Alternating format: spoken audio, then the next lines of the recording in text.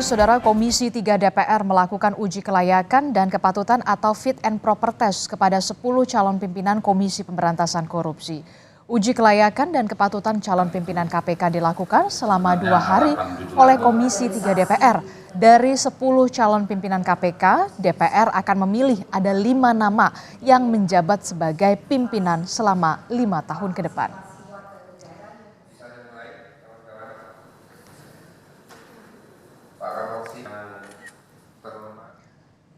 Dan ke-10 calon pimpinan KPK juga menyampaikan pernyataannya ke Komisi 3 DPR. Berikut sedikit kiprah dan yang menjadi sorotan dan fit and proper test Capim KPK. Ada Agus Joko Pramono yang merupakan mantan anggota Badan Pemeriksa Keuangan dan Ahmad Alamsyah Saragih yang merupakan mantan anggota Ombudsman dan Ketua Komisi Informasi Pusat, Saudara. Agus Joko Pramono menyoroti aturan standar penghitungan kerugian ekonomi negara harus dibuat model dan standarisasi. Sementara Ahmad Alamsyah Saragih menyoroti soal kolaborasi KPK dengan Polri serta Kejaksaan. Kemudian ada nama Joko Purwanto, Saudara, yang merupakan mantan Kasubdit 2 Tipikor Barreskrim dan pernah jadi Kapolda Nusa Tenggara Barat. Kemudian ada Fitroh Rohhayanto yang pernah jadi Direktur Penuntutan KPK pada 2019 namun mundur pada 2023. Dalam fit and proper test, Joko Purwanto menyoroti lembaga anti rasuah hanya fokus menangani korupsi berskala besar dan strategis. Sementara Fitroh Rohcahyanto soal pengetatan penetapan tersangka demi memastikan penyidik benar dan memiliki alat bukti yang kuat, serta proses keadilan. Perlu adanya kepastian hukum dalam perkara KPK. Selanjutnya ada nama Ibnu Basuki Widodo yang merupakan mantan hakim di Pengadilan Tinggi Manado, mantan hakim di PN Jakarta Pusat. Ibnu juga pernah menjadi Humas PN Tipikor. Dan ada juga Ida Budiati yang merupakan anggota Dewan Kehormatan Penyelenggara Pemilu atau DKPP. Ibnu ini menyoroti peningkatan pengawasan internal KPK dan penguatan secara internal demi meningkatkan kerjasama pimpinan dan seluruh jajaran KPK. Sementara Ida menyoroti peningkatan pengawasan internal, yakni peningkatan sinergitas dengan Dewas KPK untuk menghadapi tantangan persepsi negatif ke KPK. Calon pimpinan KPK lainnya ada Yohanes Tanak, sebelumnya menjabat Wakil Ketua KPK dan mantan Kepala Kejaksaan Tinggi Riau, juga Sulawesi Tengah. Kemudian ada Michael Rolandi, mantan Kepala Badan Pengelola Keuangan Daerah DKI Jakarta dan saat mencalonkan masih jadi Komisaris Bank DKI, Saudara. Yohanes Tanak disorot soal meniadakan operasi tangkap tangan dan jabatan Ketua KPK. Sementara Michael soal LHKPN formalitas dengan menghadirkan aplikasi terkait korupsi untuk diterapkan di daerah.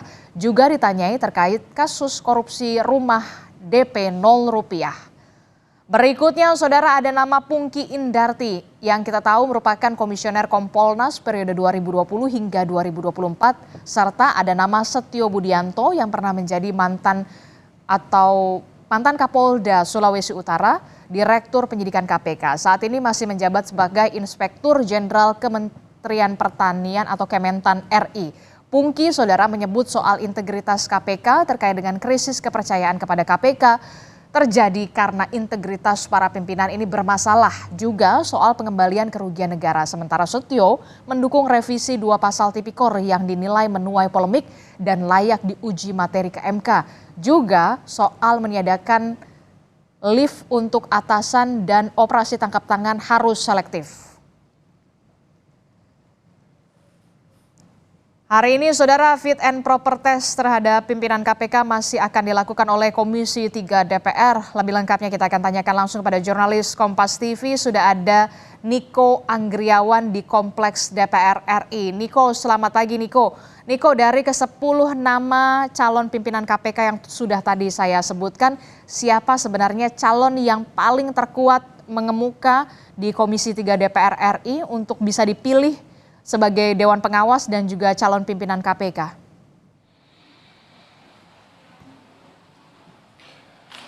Ya, Adisti dan juga saudara, terkait dengan hal tersebut tentunya ini perlu pertimbangan dari Komisi 3 DPR nanti yang akan digelar rapat pleno pukul 11 waktu Indonesia Barat. Adapun ada beberapa orang yang sempat menyita perhatian itu yakni dalam agenda fit and proper test atau uji kelayakan dan kepatutan yang digelar dari tanggal 18 hingga 20 November kemarin. Di antaranya ini adalah pernyataan dari salah satu calon pimpinan KPK yang bernama Johanis Tanak yang mengatakan bahwa dirinya apabila terpilih menjadi pimpinan KPK selama satu periode ke depan, yakni tahun 2024 hingga 2029, nantinya dirinya ini akan menghapus operasi tangkap tangan, yang mana operasi tangkap tangan sendiri ini sudah menjadi tradisi dari lembaga anti rasuah tersebut.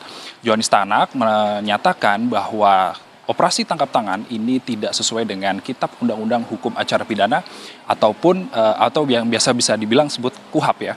Lalu kemudian Johanis Tanak ini menyatakan bahwa seharusnya apabila diadakan operasi tangkap tangan, maka seketika itu juga harus ada tersangka dan juga langsung dilakukan penangkapan. Dan kemudian untuk Dewan Pengawas sendiri ada pernyataan yang menarik, yakni dari calon Dewan Pengawas yang bernama Gus Rizal, bahwa calon Dewan Pengawas Gus Rizal ini berpendapat atau setuju bahwa harus ada Dewan Pengawas KPK ini harus mempunyai kewenangan yang disegani oleh insan KPK termasuk ketua KPK itu sendiri. Dan juga Gus Rizal ini setuju Undang-Undang KPK direvisi dengan penambahan kewenangan untuk Dewan Pengawas KPK. Dan untuk rencana dari hasil pengumuman fit and proper test atau uji kelayakan dan kepatutan calon pimpinan KPK ini rencananya akan dilakukan hari ini. Itu berdasarkan pernyataan dari Wakil Ketua Komisi 3 DPR Ahmad Syahroni.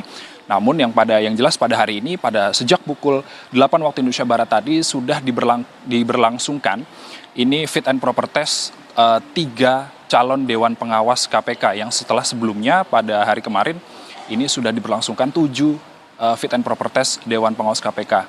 Adapun setelah diadakan fit and proper test calon Dewan Pengawas KPK, nantinya Komisi 3 DPR ini langsung menggelar rapat pleno untuk menunjuk siapa 5 orang calon pimpinan KPK dan menunjuk 1 orang sebagai ketua KPK.